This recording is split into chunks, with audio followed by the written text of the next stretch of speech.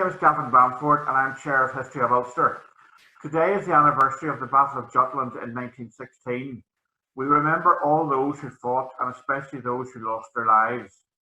I would like to welcome all of you to today's presentation given by Nigel Henderson, who will be speaking on Ulstermen at War, the Battle of Jutland. Thank you. The Battle of Jutland. The Royal Navy had fought significant sea battles with the Imperial German Navy in the early months of the war. In 1914, there were battles of Heligoland Bight in August, Coronel in November, and Falkland Islands in December. In January 1915, there was a Battle of Dogger Bank. However, the Battle of Jutland was the largest naval battle and the only full-scale clash of battleships during the Great War. The battle involved 151 combat ships from the Royal Navy and 99 combat ships from the Imperial German Navy. The Royal Navy lost 14 ships with a total tonnage of 113,300 tons. In other words, 9% of their combatant ships. The Imperial German Navy lost 11 ships with a total tonnage of 62,300 tons, 11% of its combatant ships. The Royal Navy sustained over 6,000 fatalities, with over 670 men being wounded and 177 men taken prisoner. The Imperial German Navy, on the other hand, sustained over 2,500 fatalities, with just over 500 men being wounded. However, in strategic terms, it was a victory for the Royal Navy, as the Germans withdrew into the Baltic Sea and would not venture out again in significant numbers for the remainder of the war. Even more importantly, it meant the seaborne supplies, especially food, could not reach Germany due to the British blockade. As the threat of full-scale starvation and the possibility of Soviet uprisings ultimately led to the end of the war, the Battle of Jutland can, in some respects, be regarded as the battle which won the war.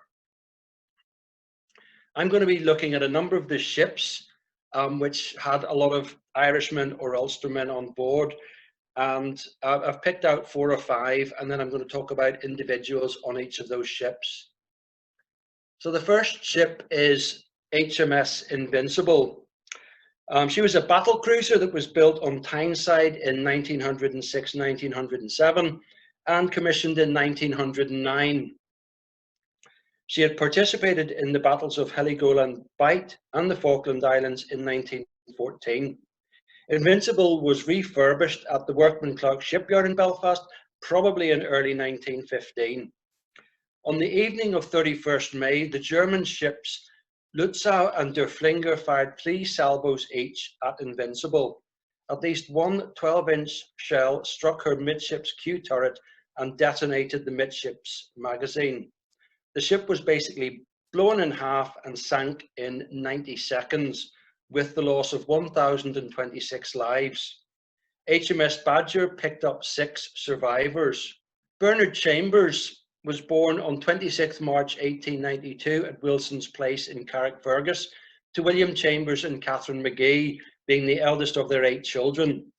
The family was living at Irish Quarter South in 1911, and Bernard was a labourer.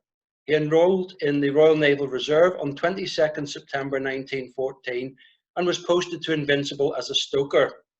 He was 24 years old when he died, and he's commemorated on the Portsmouth Naval Memorial.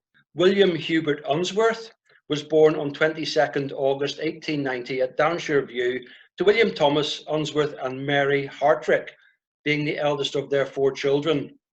His father's occupation was recorded as accountant on the birth registration, but he was recorded as being a manager at Galhurst Tobacco Factory in the 1911 census. At this time, the family home was at Taymount on Kirkliston Drive, and William Jr.'s occupation was apprentice engineer draftsman. William Hubert Unsworth was educated at the Belfast Mercantile College and at London University.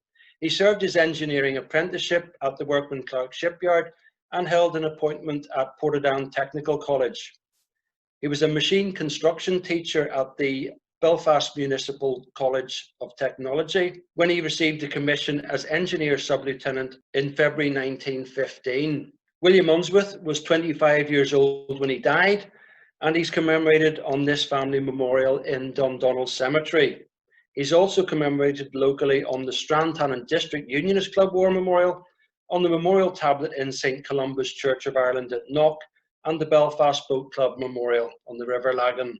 John Cleland Carlyle was born on 31st December 1898 at Russell Street in the Windsor ward of Belfast.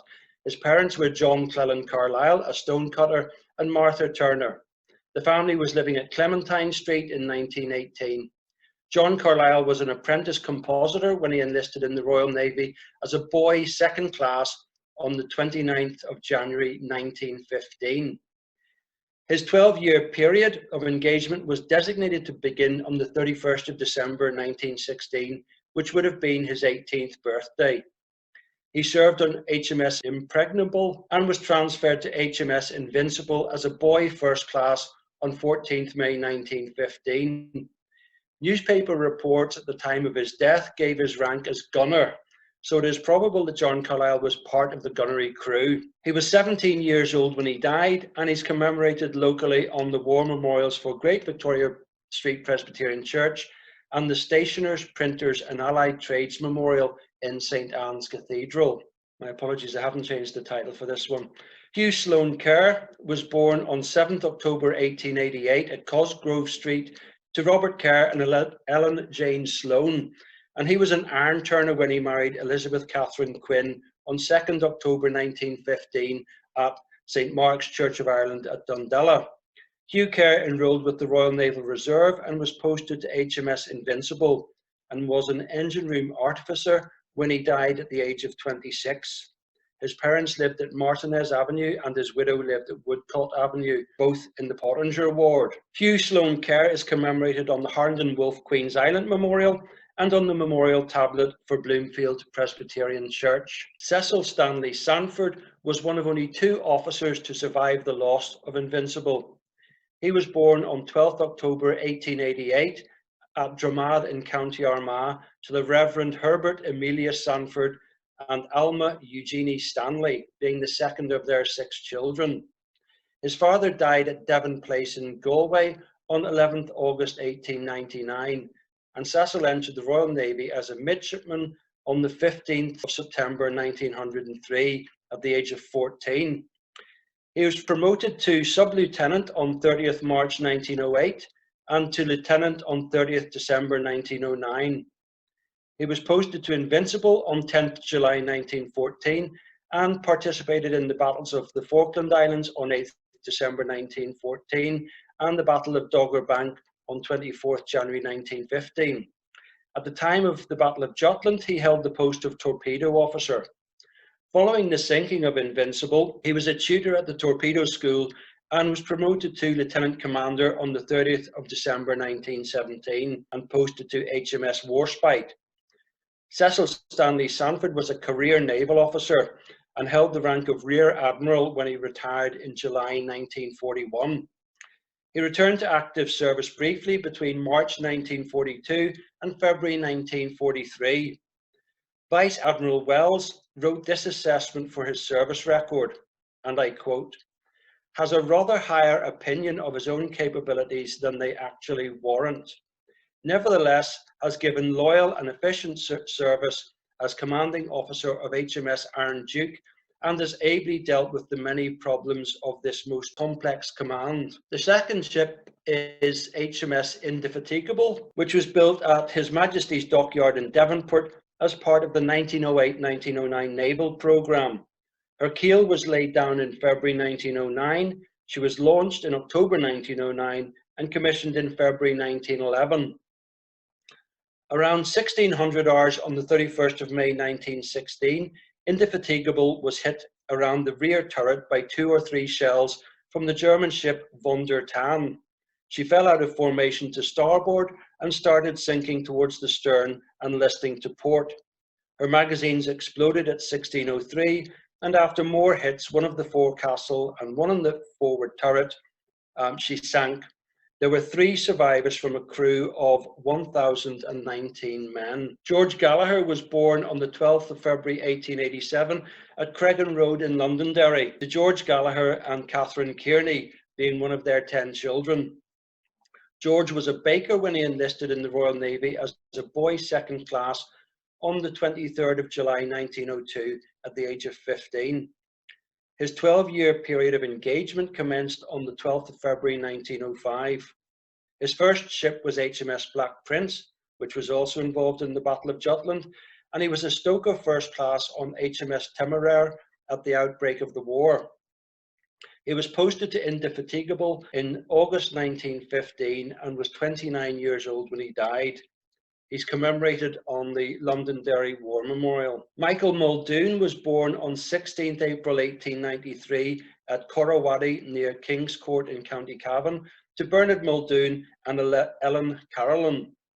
In 1911, he was working as a farm labourer, but he was a tram conductor with the Dublin Tramway Company when he enlisted in the Royal Navy on 22nd January 1915. He was posted to Indefatigable in April 1915 and made stoker first class in July. Michael Muldoon was 23 years old when he died. James Mallon was born on 18th May 1896 at Clontegora near Newry to Matthew Mallon, who was a shoemaker, and Margaret Murphy, who was a farmer. In the 1901 census, James has the Mallon surname, but is recorded as the son of the head of the household, who was Margaret Murphy, so you can draw your own conclusions.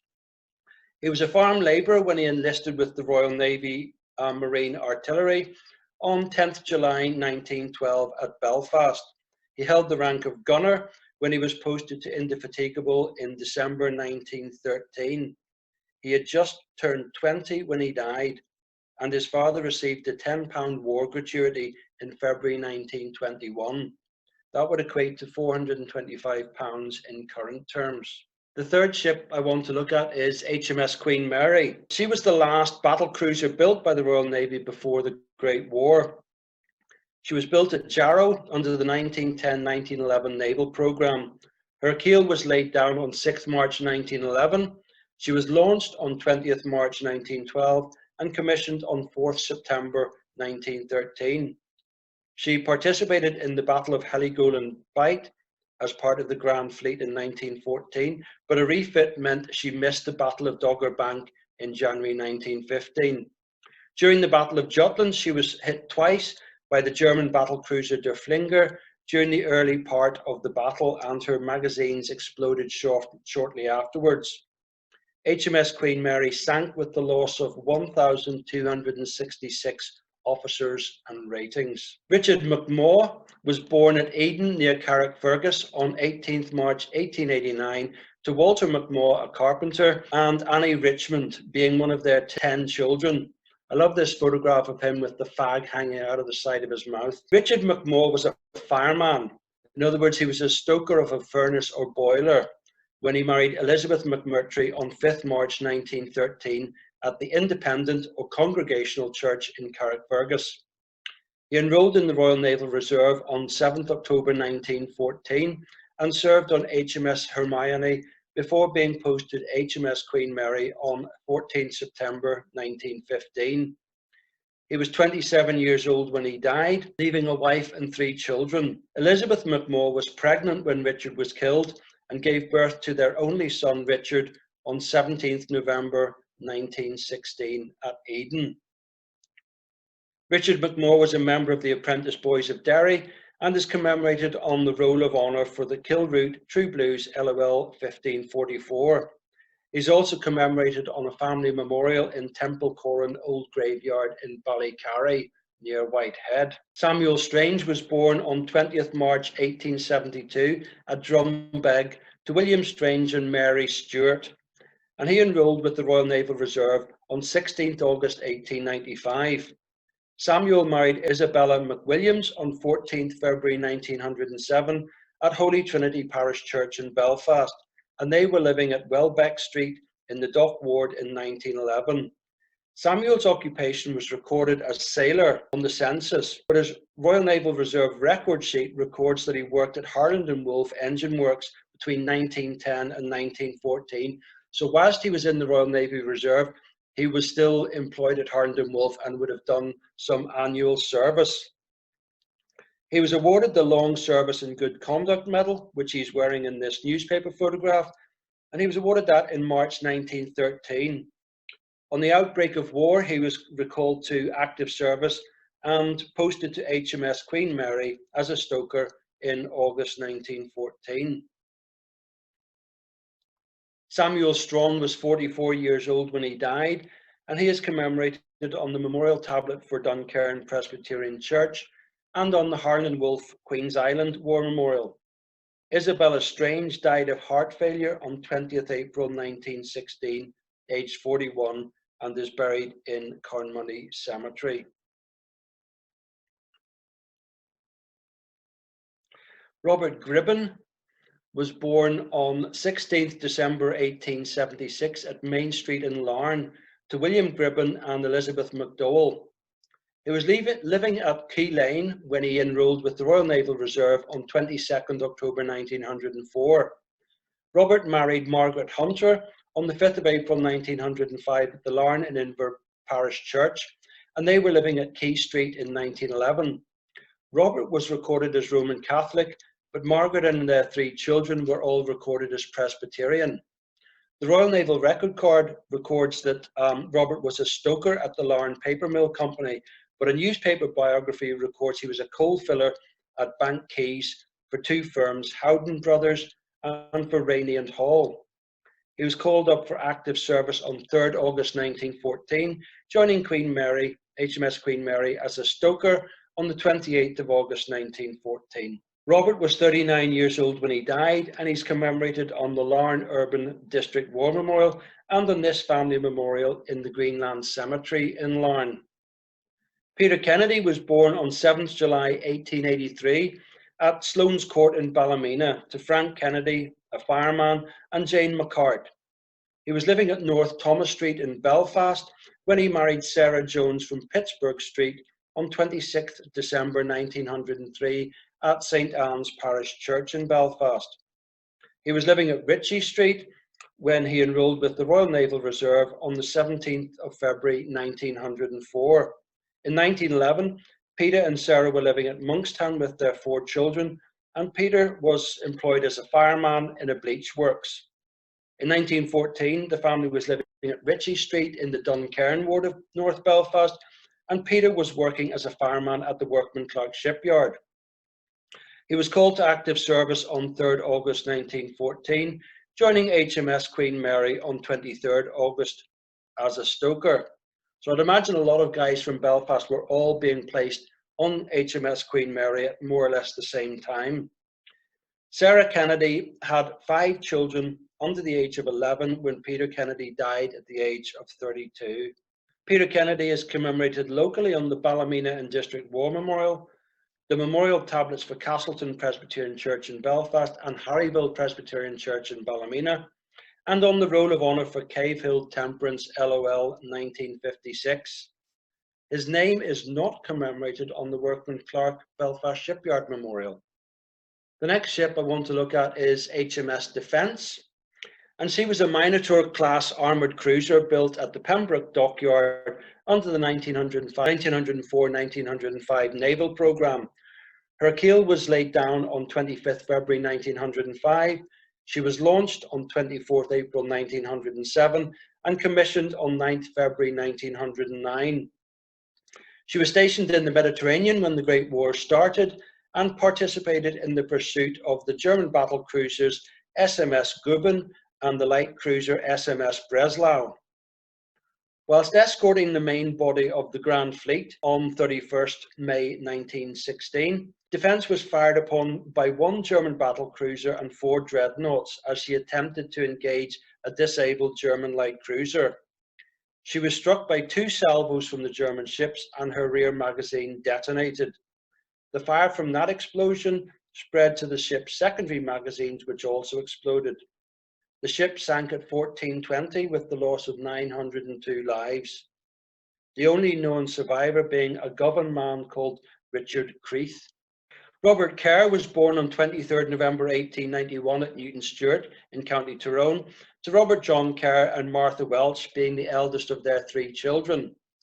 The family was living at Dublin Street when Robert Kerr joined the Royal Navy on 3rd January 1907 as a boy artificer. The first ship on which he served was HMS Tenedos, and he was an engine room artificer when he was posted to HMS Defence on 14th February 1911.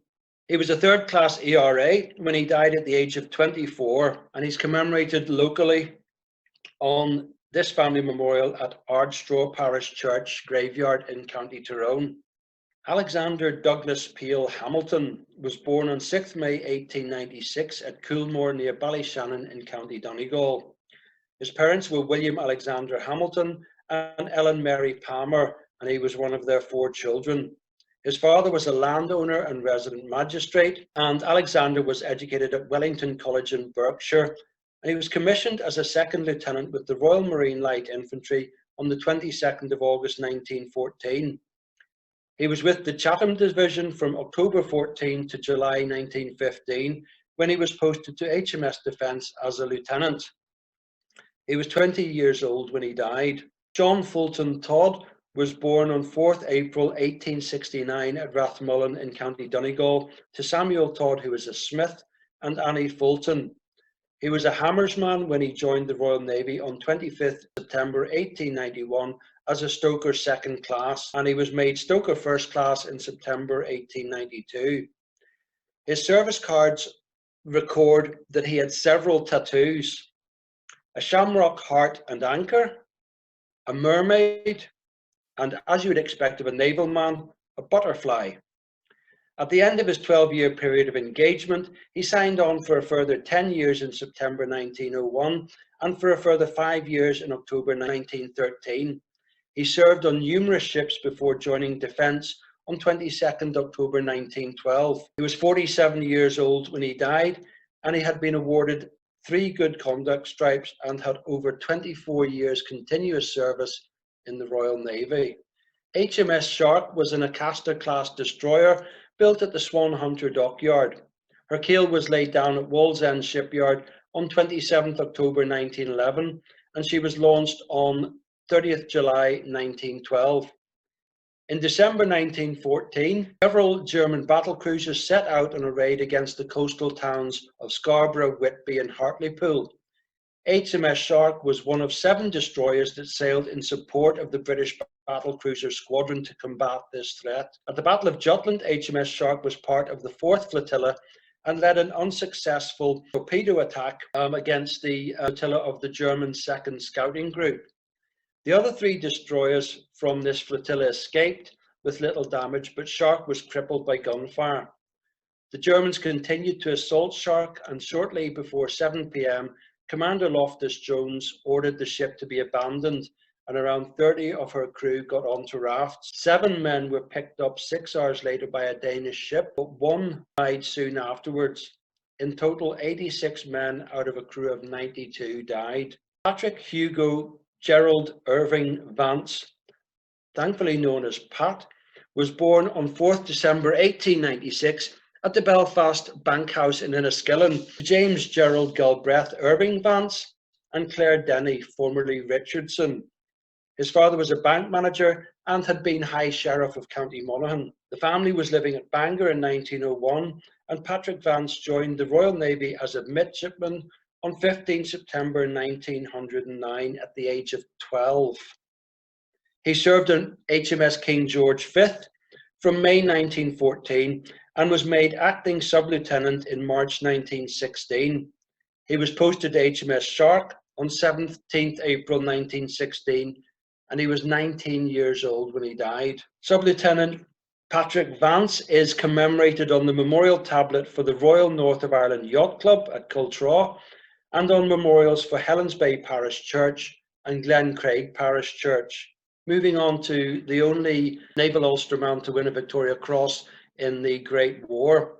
Edward Barry Stewart Bingham was born on 26th July 1881 at Bangor Castle to John Bingham, who was the 5th Baron Clanmorris. We'll hear more of them later. And Matilda Catherine Ward being their 5th son. Edward Bingham was appointed as a midshipman on 15th July 1895 and promoted to sub-lieutenant on 15th March 1901, and then to full lieutenant on 30th of June 1903. He was serving on HMS Invincible at the start of the war and was promoted to commander on 31st December 1914. He was transferred to HMS Nestor in April 1916 and was in command of a destroyer division at Jutland. He led his division in its attack, first on enemy destroyers and then on the battle cruisers of the German High Seas Fleet. Once the enemy was sighted, Bingham ordered HMS Nestor and HMS Nicator to close to within 2,750 metres of the opposing battle fleet so that he could bring his torpedoes to bear. Whilst making this attack, Nestor and Nicator were under concentrated fire from the German fleet, and Nestor was subsequently sunk. Bingham was rescued by the Germans and spent the remainder of the war as a prisoner. He described his period of captivity as dispiriting and irksome, but where many cherished friendships were made. For his actions at the Battle of Jutland, Bingham was awarded the Victoria Cross and the Russian Order of St. Stanislaus, second class with swords. Edward Bingham was promoted to captain on 31st December 1919 and held the rank of Rear Admiral when he retired on 5th July 1932. Edward Bingham VC is commemorated on a memorial tablet in Bangor Parish Church and an Ulster History Circle plaque